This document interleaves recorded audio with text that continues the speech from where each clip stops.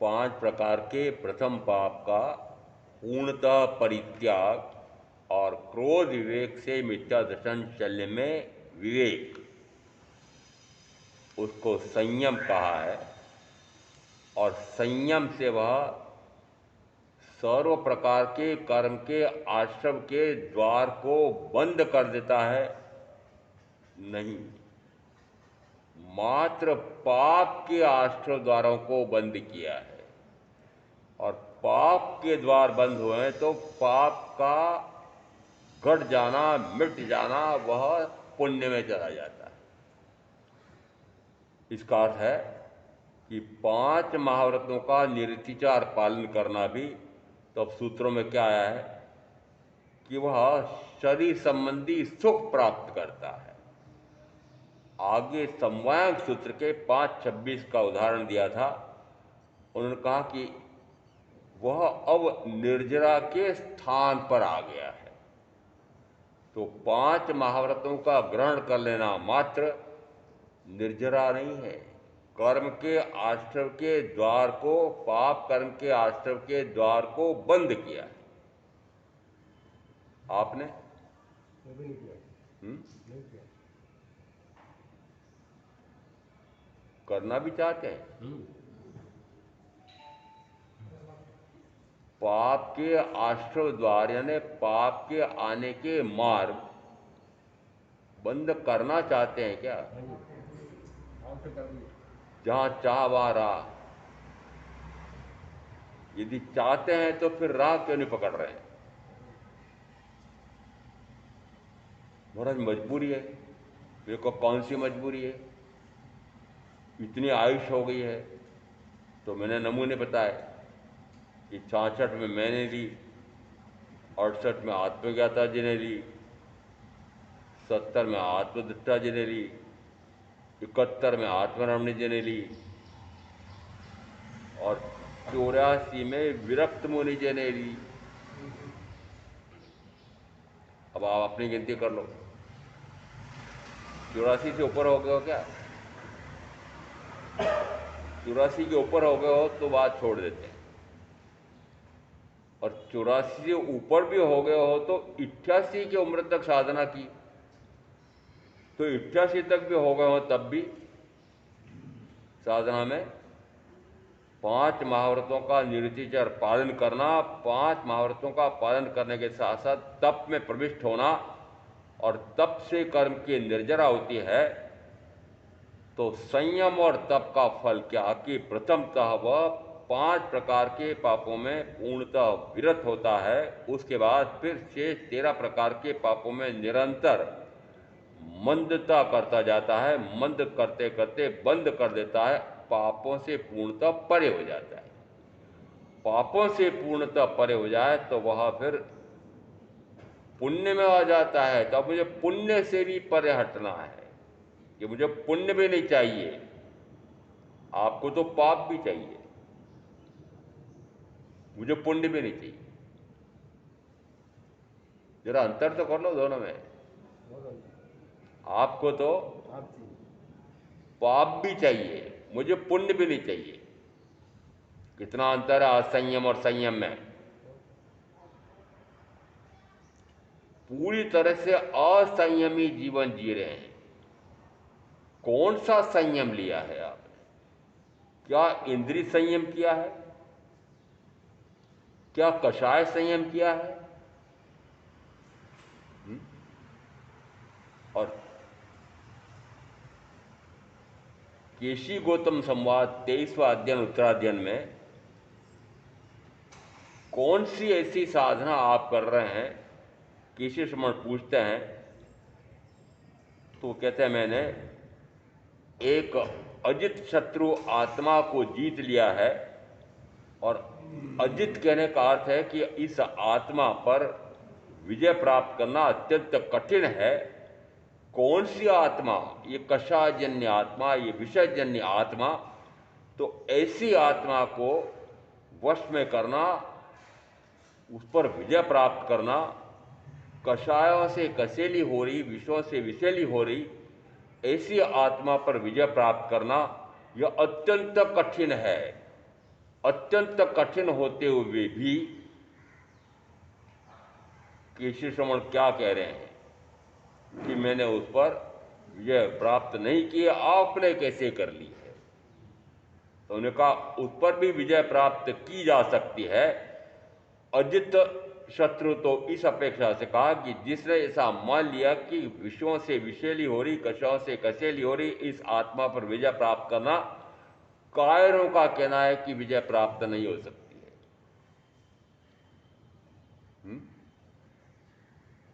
जिस समय माता पिता से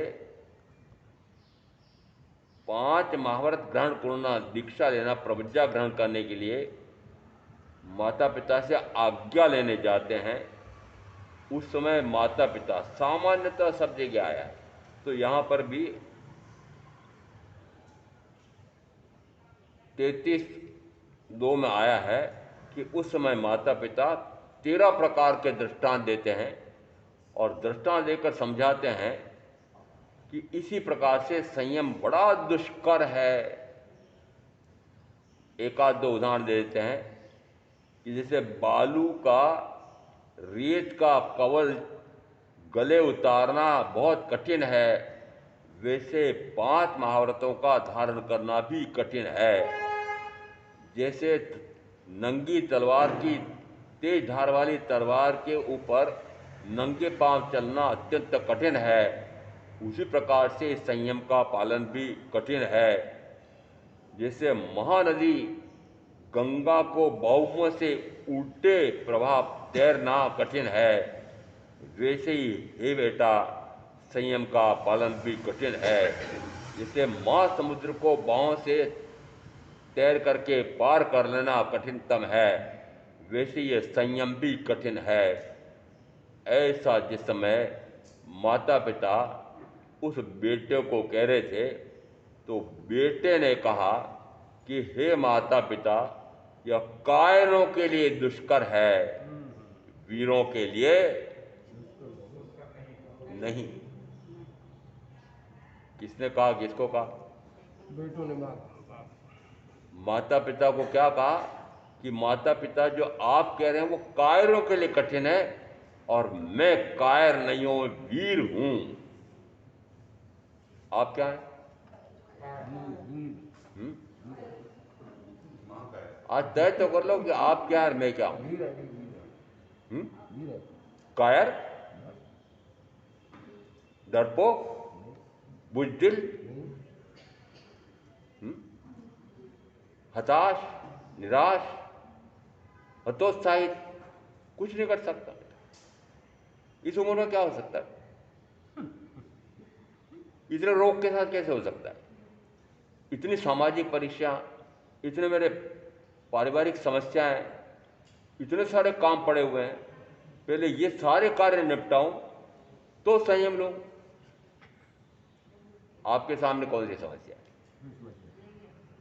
कि इतने सारे काम पड़े हुए हैं? कौन कौन से काम पड़े हुए हैं? महाराज, अभी बेटा पढ़ाई कर रहा है, इसकी ऊंची से ऊंची पढ़ाई पूरी हो जाए, फिर ये ऊंचे से ऊंचा पैकेज प्राप्त कर ले, फिर उसके बाद इसकी शादी हो जाए, फिर बेटी का भी ऐसे ही हो जाए, तो मान लीजिए महाराज मैं इन दोनों के दायित्व से मुक्त हो जाऊं तो दीक्षा ले सकता हूं। वो बेटे बेटी आजकल 25 साल 30 साल तक की उम्र तक पढ़ते रहते हैं। उस समय तक माता पिता की उम्र हो जाती है मान लो 60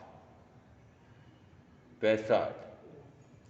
तो अब माता पिता अपने बेटे बेटी के दायित्व से कब मुक्त होंगे?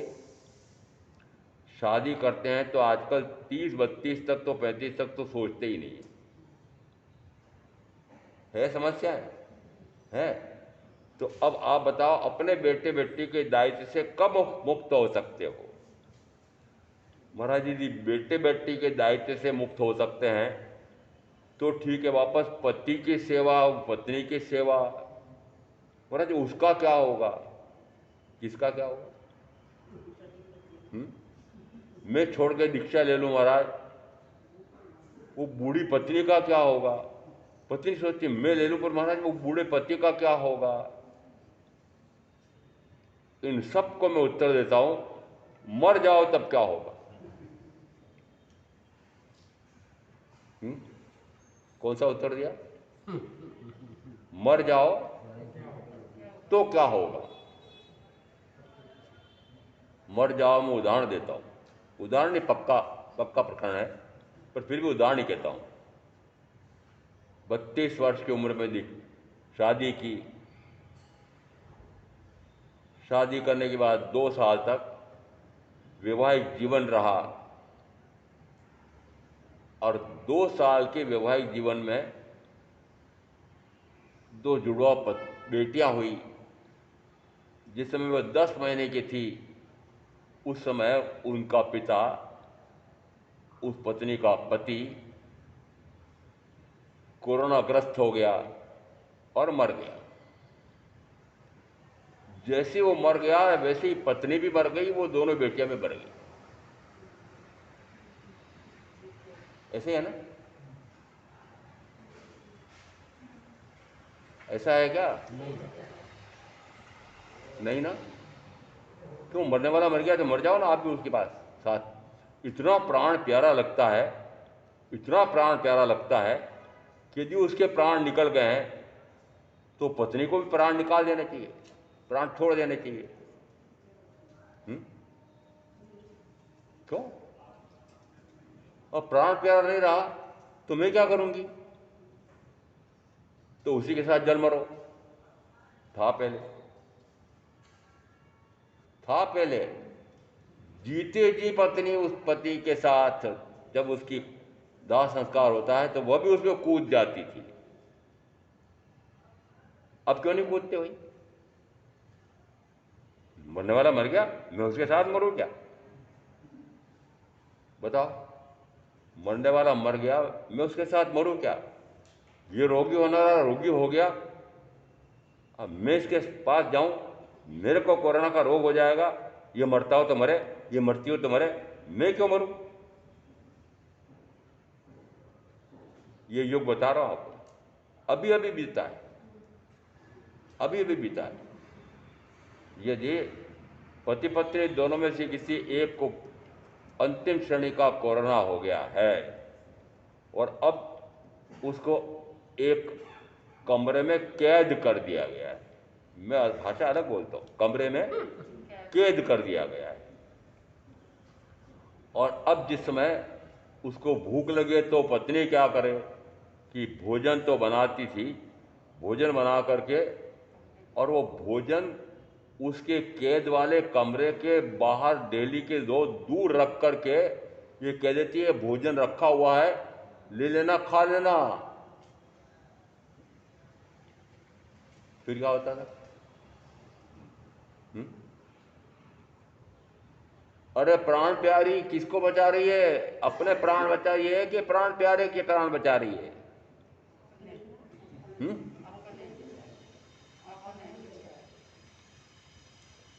ये प्राण प्यारी, प्राण लेवी भी हो जाती है। राजा परदेशी जिस समय केशी श्रवण के माध्यम से जीव और शरीर, आत्मा और शरीर, इन दोनों के बीच में भिन्नता का भेद ज्ञान होता है, और भेद ज्ञान होते से ही वे 12 व्रतों के धारक हो जाते हैं।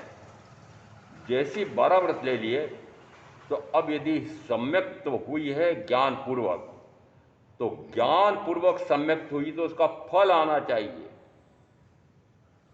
जो जो आप कहते हैं नहीं मुझे सम्यक्त है, मुझे ज्ञान हुआ है, तो बाहर में फल दिखाओ, फल क्या दिखना चाहिए? अब राजा परदेशी को सम्यक्त हुई है, फिर व्रती हो गए हैं, तो अब न तो उनको राजकाज में रुचि आ रही है और न भोगों में रुचि आ रही है। ज्ञान का फल क्या? विरति। आई विरति? विरति आई कि नहीं आई? विरति आई। अब आप कहते हो कि मेरे को भी ज्ञान हुआ है, मेरे को भी सम्यक्त हुई है, तो बताओ फिर, प्रमाण दो। विरति आई? विरक्ति आई? विरति कहो, विरक्ति कहो, भोगों में रस रुचि घटना कहो, मिटना कहो, हुआ? हम भी साधना कर रहे हैं महाराज, आप ही थोड़ी कर रहे हो। बताओ जी क्या साधना कर रहे हो? मुंह पतिया मान करके बैठ गए आप, बड़े शाणे बन करके। संभव आया?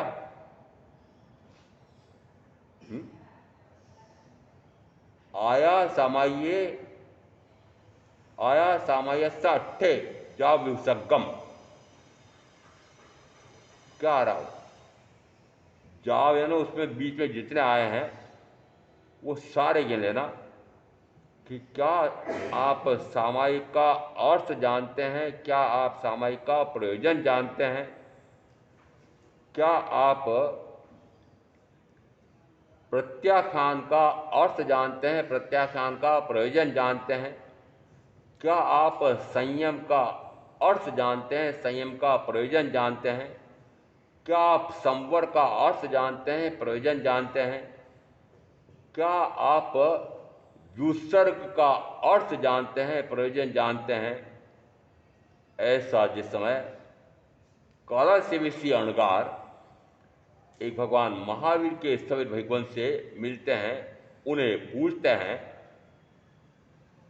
6 बातें पूछी हैं और 6 में 2-2 बातें पूछी है कि उसका आप क्या अर्थ भी जानते हैं, क्या उसका प्रयोजन लक्ष्य ये भी जानते हैं। उस समय स्थविर भगवान ने कहा, हाँ जानता हूं। तो मुझे समझाओ। 6 और 6 12 बातें पूछी है। कितने प्रश्न पूछे हैं? 12। एक पंक्ति में उत्तर दिया, आया सामाय्यस्स अट्टे जाव व्युत्सर्गम। अभी सामायिक मुपत्यमान मान कर जो बैठे हुए हैं उनकी परीक्षा ले रहा हूं। सामायिक की है तो सामायिक का अर्थ क्या और सामायिक का प्रयोजन क्या? आत्मा आत्मा आत्मा आत्मा अर्थ क्या है और प्रयोजन क्या है? मैं आत्मा हूँ। आया सामाय्यस्स अट्ठे जाव व्युत्सर्गम। आत्मा ही सामायिक है, आत्मा ही संयम। आत्मा का प्रयोजन ही सामायिक है। तो सामायिक और आत्मा में अंतर हुआ? नहीं। क्या आत्मा सामायिक स्वरूप हो गई, समभाव स्वरूप हो गई, सर्व प्रकार के विषम भावों से परे होकर के समत्व की साधना हो गई? क्या समत्व प्रकट हुआ है? सारी विषमताएं चली गई हैं, विषम से परे हट गए हैं। क्रोध, मान, माया, लोभ, 5 इंद्रियों में अनुकूल मिलने पर अतिभाव, प्रतिकूल मिलने पर और अतिभाव। अभी मात्र 2 से परीक्षा हो रही है, तो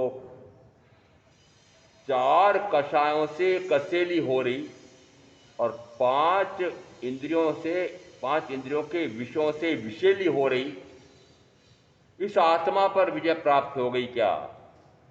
अब सामायिक करने वालों से पूछा है। फर्क तो पड़ा। तो फिर क्या किया? फिर कौन सी सामायिक की? महाराज दिखाने की सामायिक की है, दिखाने की। और क्या है? परिवार वालों को पता लगे, महाराज भी आ जाए कभी तो उनको भी पता लगे कि हाँ मेरा भगत आत्म साधना कर रहा है। जैसे मैं देखूं कि भूपत्ती बांध करके बैठा हुआ है, माला हाथ में ले रखी है और मन के तेजी से घुमा रहा है, तो मैंने अजय भाई को देखा, अरे बड़ा मेरा भगत साधना कर रहा है। कर रहा है?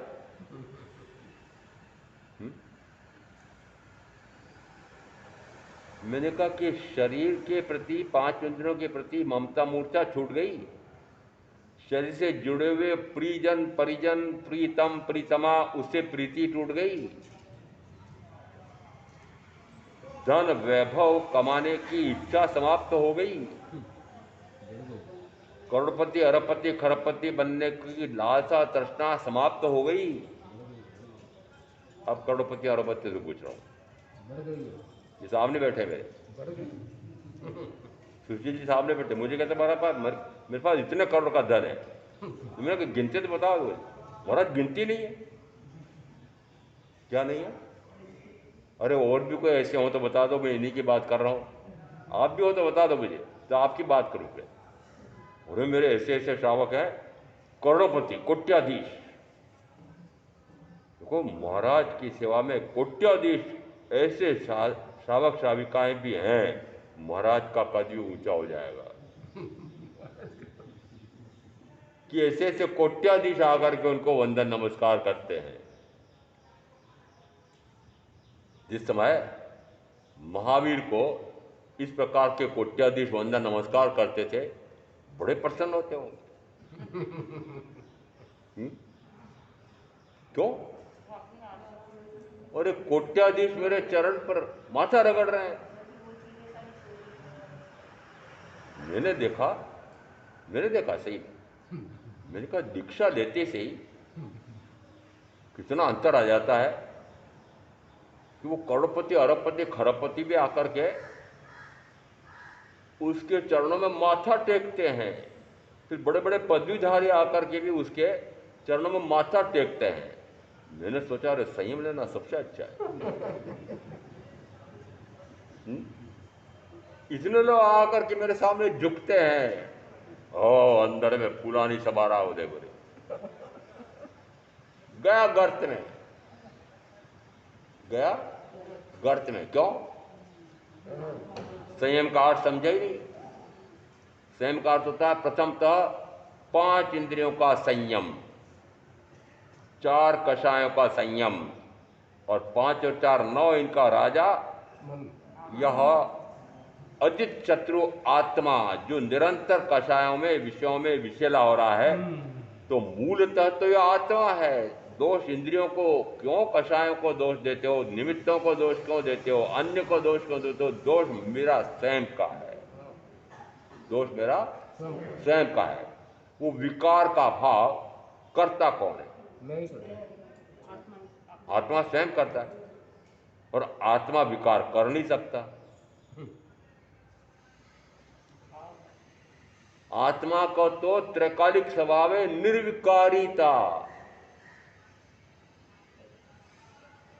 त्रैकालिक स्वभाव कौन सा है? आत्मा विकारग्रस्त हो ही नहीं सकता।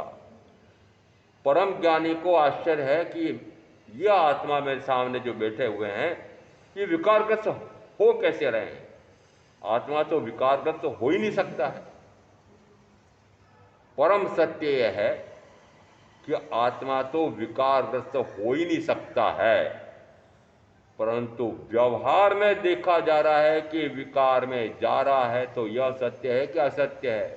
सत्य ही है। अर्थ क्या निकल रहा है? परम सत्य तो यह है कि आत्मा विकारग्रस्त शुभाशुभ भाव रूप हो ही नहीं सकता है, परंतु यह भी व्यवहार में दिखाई दे रहा है कि अब यह निरंतर राग में, देश में, कषाय में, 5 इंद्रियों के भोगों में, 18 प्रकार के पापों में निरंतर भटक रहा है। तो फिर व्यवहार में जैसा हो रहा है उसको मिटाने का उपदेश होगा कि नहीं?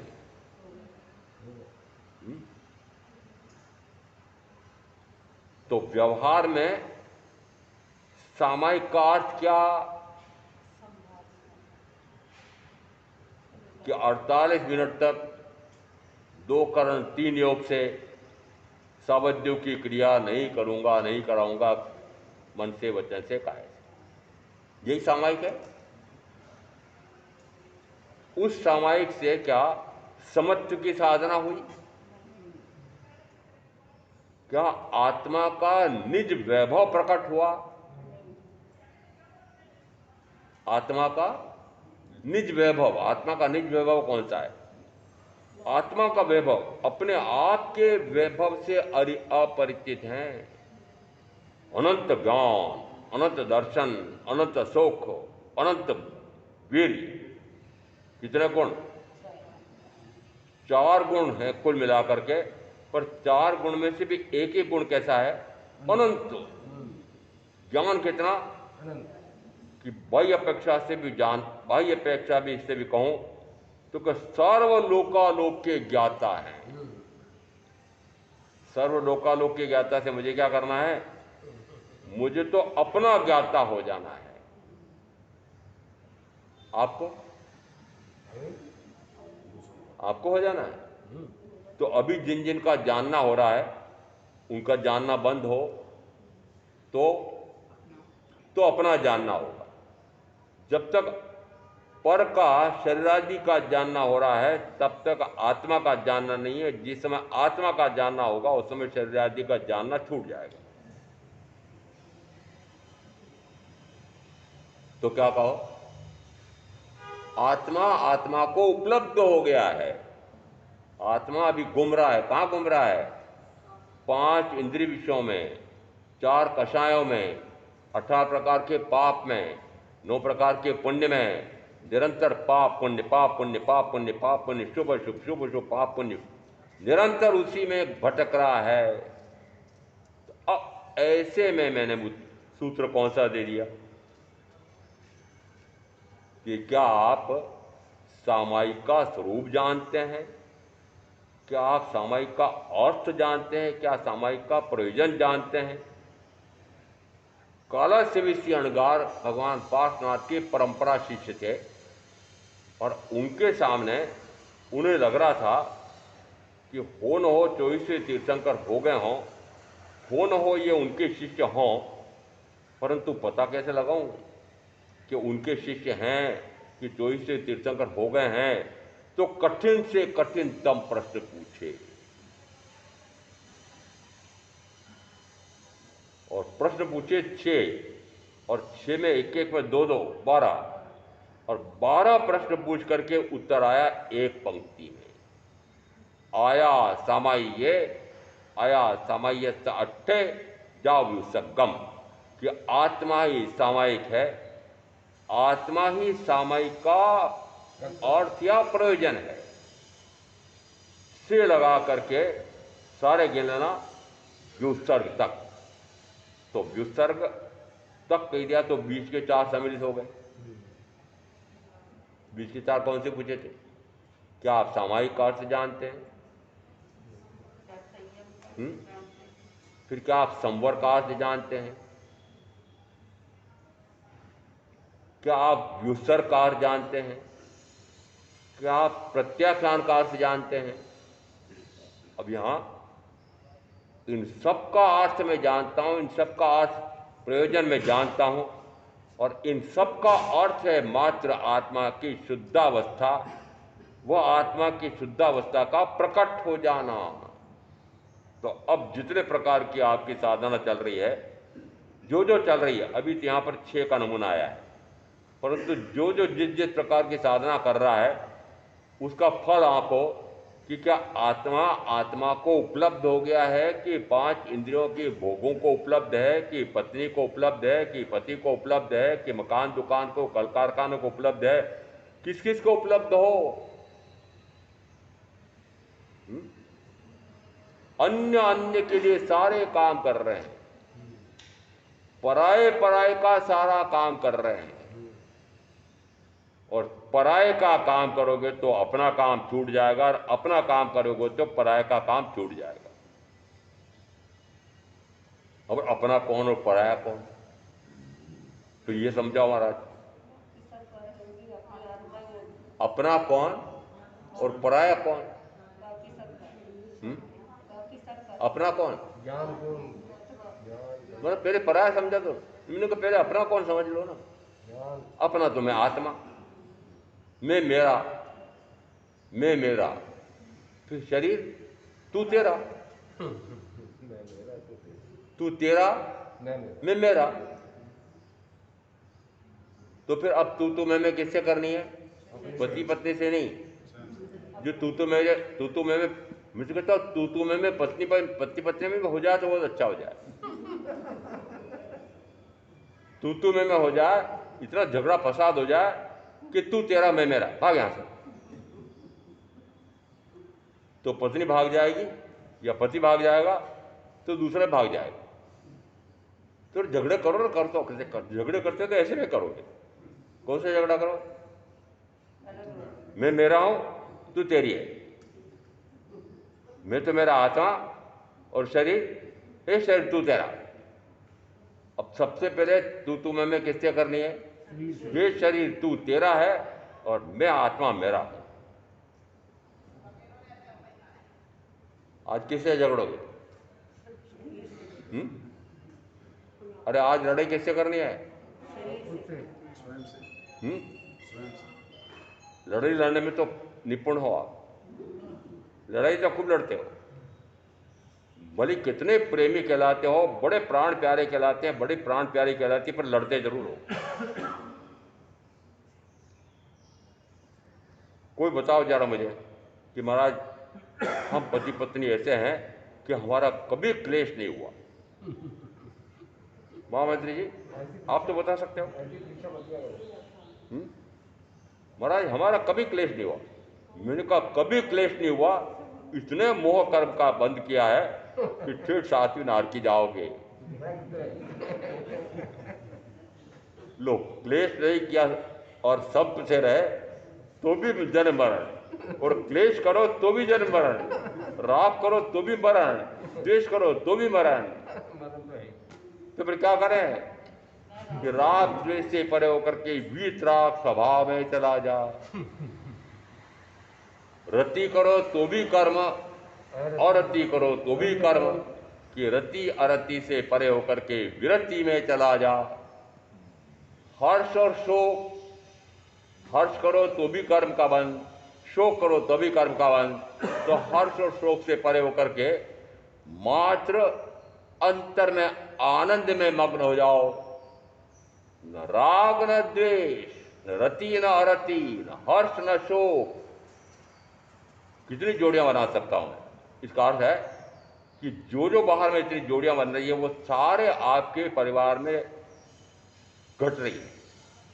और जिन जिन ने परिवार के संबंध जितने जितने प्रकार के गाढ़ से गाढ़तम कर रखे हैं, तो गाढ़ से गाढ़तम कर रखे हैं, तब भी जन्म मरण से मुक्ति नहीं है।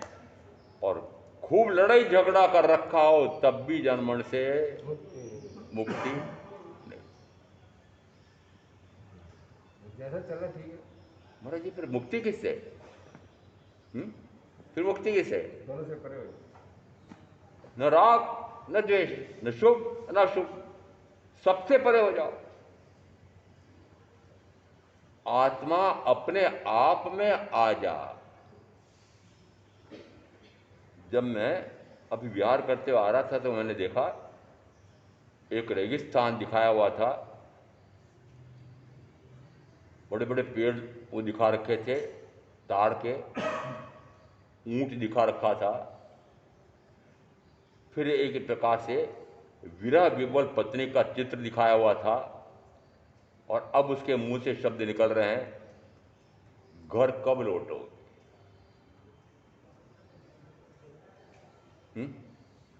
चित्र समझ में आएगा क्या आपको? अरे चित्र समझ में आया कि नहीं? वो चित्र मैंने कहां देखा? ट्रक के ऊपर, वो ट्रक के पृष्ठ भाग में पीछे पीछे। अब ट्रक आगे जा रहा है और मैं पीछे पीछे चल रहा, तो मैंने वो दृश्य भी देखा और फिर शब्द पढ़ा मैंने, घर कब लौटोगे? कौन कह रहा है? पति ये कहकर के गए थे कि ये ट्रक का माल मैं बंबई से, चेन्नई से दिल्ली ले जा रहा हूं और 3 दिन में वापस वहां पहुंचा करके वापस आ जाऊंगा। पत्नी से क्या कहकर निकला? वो 3 दिन हो गए आए नहीं, तो फिर अब बड़बड़ बड़बड़ शब्द निकल रहा है। वो पढ़ा मैंने, घर कब लौटो? कौन सा घर? वो सिद्धि शिला। शाश्वत घर कहां है? बाकी ऐसा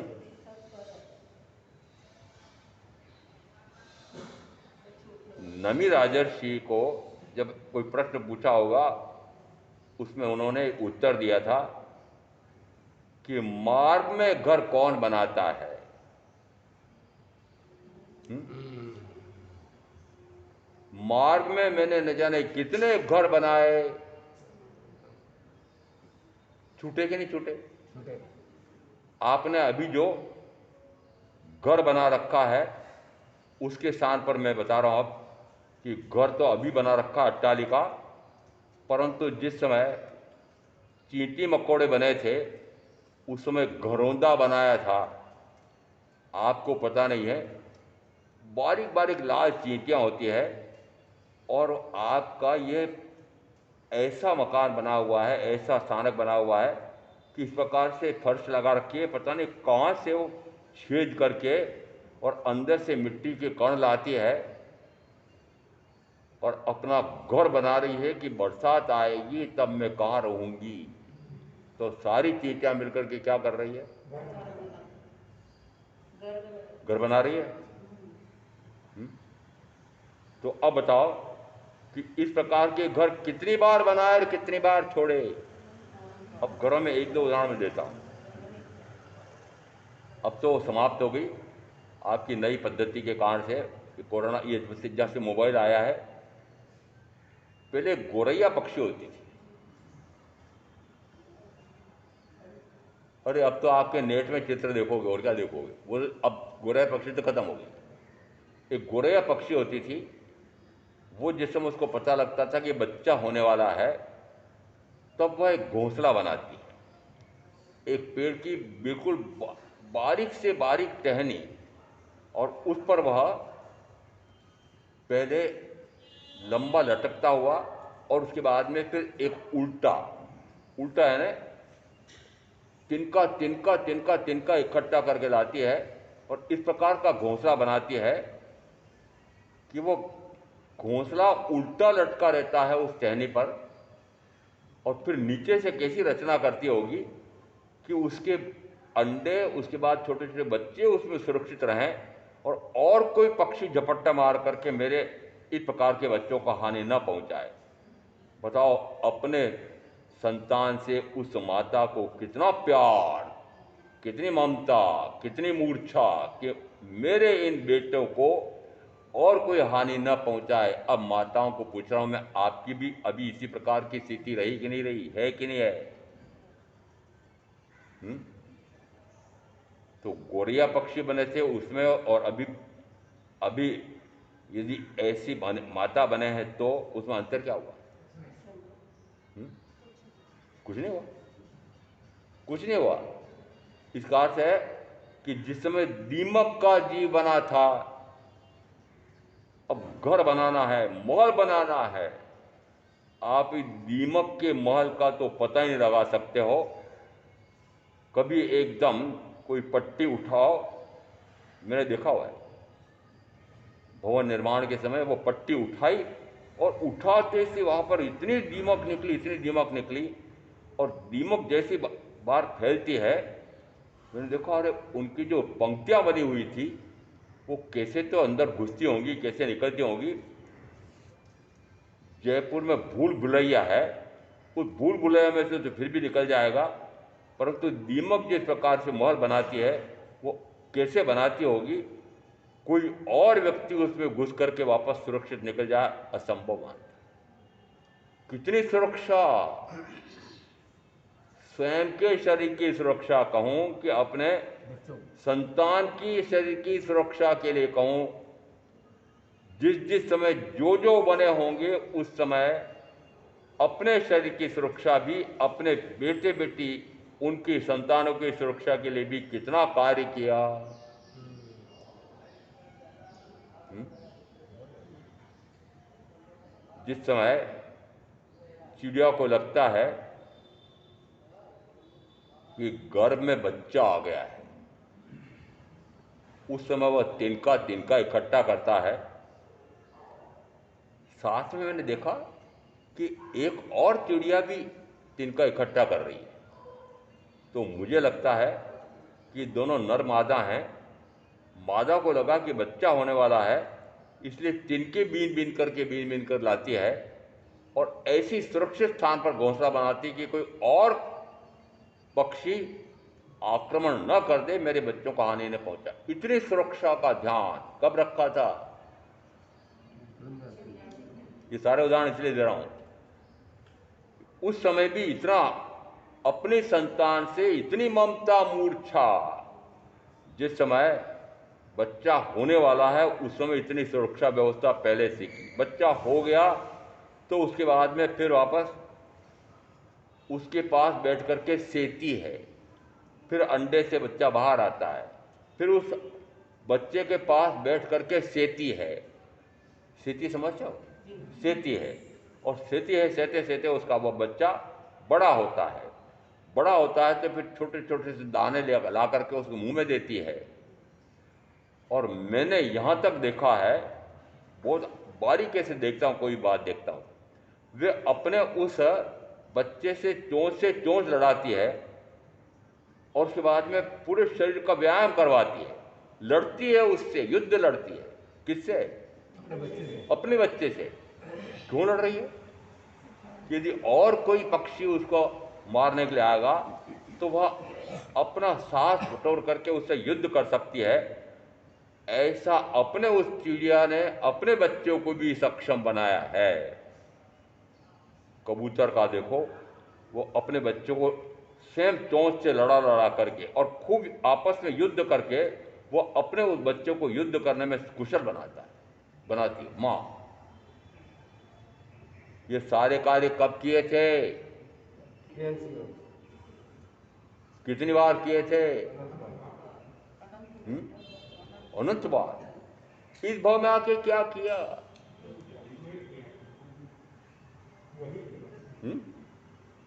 वही किया। तो फिर मनुष्य भाव मिलने का क्या सार निकाला? जो अनंत बार कर चुके वही इस मनुष्य भाव में आकर के कर रहे हो, और वह भी ऐसा मनुष्य भाव कि जिसमें केवली प्रकट वाणी और सदगुरु का योग मिला हो। उस भाव में भी यदि वही कर रहे हो कि जो अनंत भवों में पूर्व में करके आए हो, तो बताओ अब इस प्रकार का जो स्वर्णिम अवसर मिला है वह किस काम का? आदत पड़ी हुई। कब की आदत पड़ी हुई? अनादि की। अनादि की आदत पड़ी हुई है। बच्चों के प्रति बता रहा हूं मैं आपको, बच्चों के प्रति जो मोह ममता है, वो मोह ममता आप माता पिता समझते हो कि हमारी ही है, माता समझती मेरी है। अब मैंने कितनों को बता दिया। और वहां भी इसी प्रकार से कर्म बांधे, और अब मनुष्य भव में आकर के भी इस प्रकार के माता पिता बने हैं। अब यहां पर भी इस प्रकार के माता पिता वापस अपने संतानों के लिए जो कर रहे हैं, वो सारे अपने ममता मूर्छा में मर रहे हैं। क्या कर रहे हैं? ममता में मर रहे हैं। और ममता में मर करके उसको जितनी पढ़ाई करना चाहता है उतनी पढ़ाई, ऊंची से ऊंची पढ़ाई करनी है। मर खप करके भी वह खूब कमाती है, खूब कमाता है, और अपनी संतान को खूब ऊंची से ऊंची पढ़ाई कराता है। उस पढ़ाई में आत्मा की पढ़ाई है।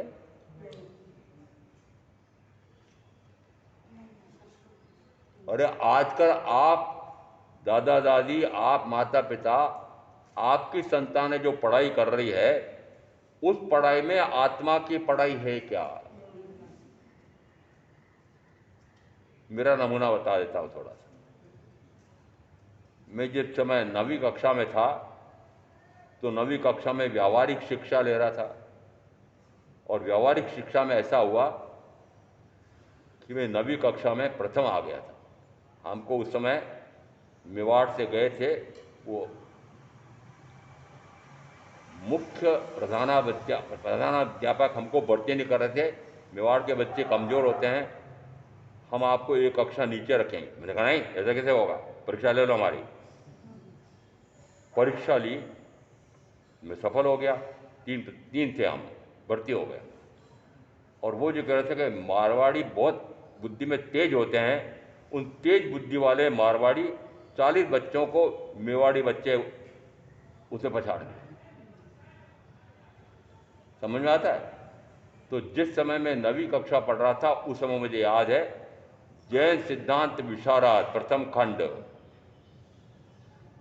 फिर एक साहित्याचार्य प्रथम खंड, एक साहित्य में, एक धर्म में और एक व्यावहारिक शिक्षा में। कितनी परीक्षाएं हैं? 3। 10वीं में फिर वापस 3। व्यावहारिक शिक्षा भी थी, साहित्य की शिक्षा भी थी और धर्म की शिक्षा भी थी। आज आपके बेटे बेटी क्या करते हैं? साहित्य किसे कहते हैं उनको पता ही नहीं है।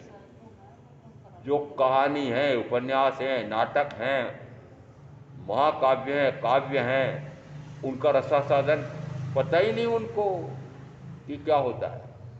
साहित्य के प्रति तो कुछ भी पता नहीं उनको।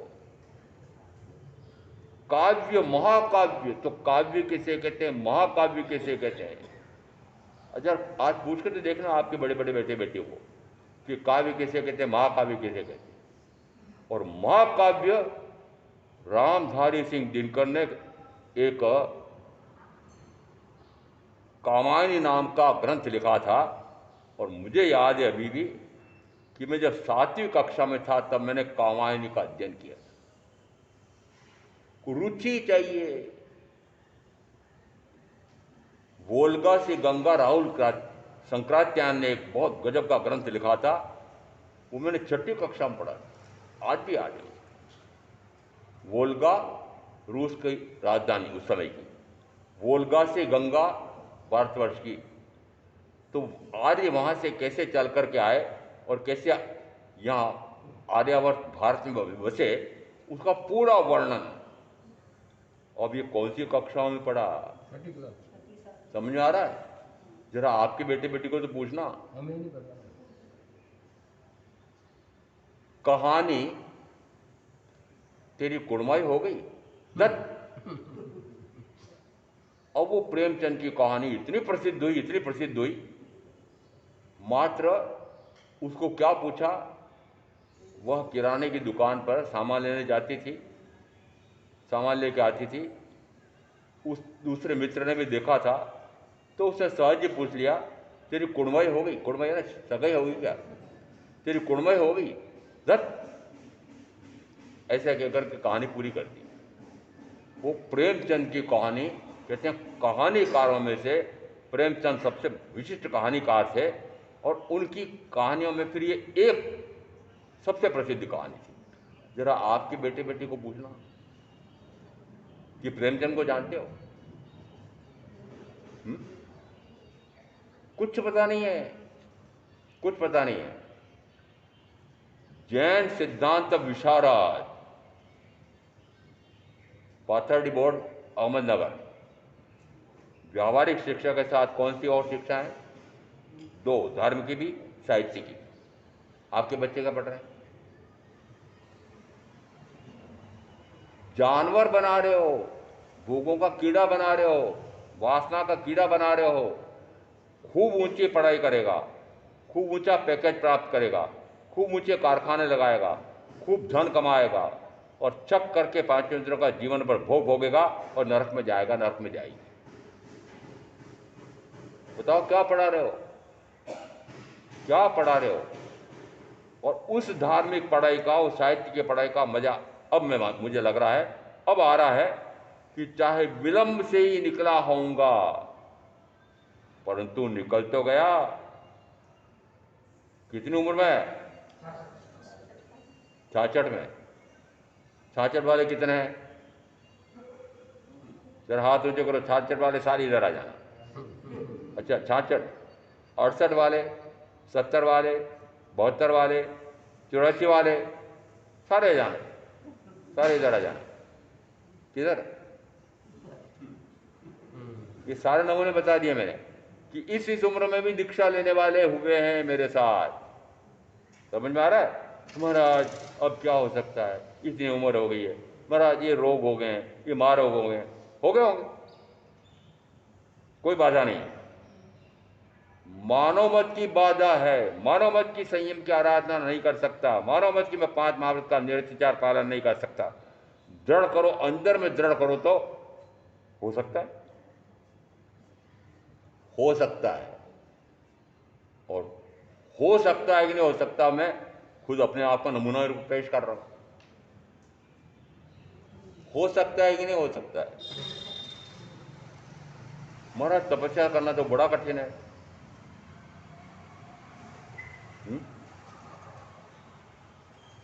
पानी से रखो महाराज, जो भी यार पास करते हो, गर्मी पड़ रही है। मैंने कहा मेरा तो प्रयोग है कि इस उम्र में भी हो सकता है कि नहीं। प्रयोग धर्मा, प्रयोग करके देखो, आप इस शरीर के साथ प्रयोग करो कि इस शरीर से क्या क्या कार्य करवा सकता हूं, इस शरीर पर कितना नियंत्रण कर सकता हूं, इन इंद्रियों पर कितना नियंत्रण कर सकता हूं, कितना नियंत्रण कर सकता हूं। अरे अपने आप को पहले शक्ति का, अपने आत्मा की शक्ति की पहचान तो करो कि आत्मा की शक्ति कितनी है। अतिशय अनंत शक्ति संपन्न आत्मा, और ये मिट्टी का पुतला, ये जीत रहा है और मैं हार रहा हूं। कौन जीत रहा है? शरीर जीत रहा है। अभी तो शरीर आप पर विजय प्राप्त कर रहा है, आत्मा पर। पूछना घर जाकर अपने आप को, अलग में बैठकर चिंतन करना कि अभी शरीर या 5 इंद्रियां ये मुझे जीत रही हैं कि मैं इनको जीत रहा हूं। अभी तो ये मुझ पर विजय प्राप्त करते जा रहे हैं और मैं इनसे हारता जा रहा हूं। कौन? ये शरीर मुझ पर विजय प्राप्त कर रहा है। मिट्टी का पुतला, मलमूत्र का खान, ये मुझे वश में कर सकता है, पर इसके वश में हो रहे हो तो कर रहा है, हो रहे हो। ये खुद ही शरीर के दास बन रहे हो, खुद ही शरीर के दासी बन रहे हो, खुद ही 5 इंद्रियों की दासता कर रहे हो, खुद ही 5 इंद्रियों की दासता कर रही हो। तो 5 इंद्रियों की दासता है तो न जाने कितनों की दासता स्वतः आएगी। तो कौन सी दासता से मुक्त होना है? इन इंद्रिय विषयों की दासता से मुक्त होना है। अभी विषय क्या आ रहा है कि 5 इंद्रियों पर किस प्रकार से विजय प्राप्त की जाए, ये 5 प्रकार के प्रथम पापों पर कैसे विजय प्राप्त की जाए, और इन 5 इंद्रियों पर विजय प्राप्त हो जाए, प्रथम 5 पापों पर विजय प्राप्त हो जाए, तो वह सर्ववृत्ति संयमी हो जाता है। और संयम लेने के बाद फिर वह तप में प्रविष्ट होता है। तो संयम के बाद तप का महत्व आया है। तो संयम के बाद तप का महत्व किस अपेक्षा से आया है कि संयम से तो अभी उसने 5 प्रकार के इन इंद्रिय विषयों के द्वार बंद किए हैं। जो संचित पूर्व के कर्म है उनका क्या हुआ? वर्तमान में आने वालों को तो मैंने रोका, पर पुराने उनका क्या होगा? और यदि वे अचानक आएंगे, जिस समय मैं प्रमाद में होऊंगा, संसार के कार्यों में रचा रहूंगा, रमता रहूंगा, उस समय वो पूर्व का कर्मोदय में आएगा। उस समय मेरे पास न गुरु के वचन का बल है, न आत्मा का बल है, क्योंकि आत्मा के बल को जाना नहीं, समझा नहीं, गुरु के वचन के बल को समझा नहीं, वितराग वाणी के बल को समझा नहीं, और हार खा जाते हैं। हार खा जाते हैं, हार जाते हैं। किसके पीछे हार जाते हैं? इंद्रिय विषयों पर हार, इंद्रिय विषय आप पर हावी हो जाते हैं, ये कषाय आप पर हावी हो जाते हैं, और आप हारे जा रहे हो। आप हारे जा रहे हो, जिंदगी हारे जा रहे हो, समझ लेना। जीतना कब शुरू करोगे?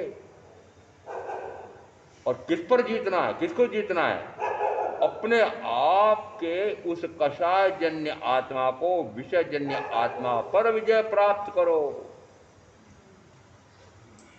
और पर विजय प्राप्त करना तो आसान है, अपने आप पर विजय प्राप्त करना सबसे कठिन है। इसलिए सबसे पहले कहा अपने आप पर विजय प्राप्त करो, अपने अभ्यंतर में होने वाले उन कषायों पर विजय प्राप्त करो। इन 5 इंद्रियों के विषयों में विषैला हो रहा मैं आत्मा, तो कषायों से कसेला हो रहा, विषयों से विषैला हो रहा, अपने आत्मा, अपने आप पर विजय प्राप्त करो।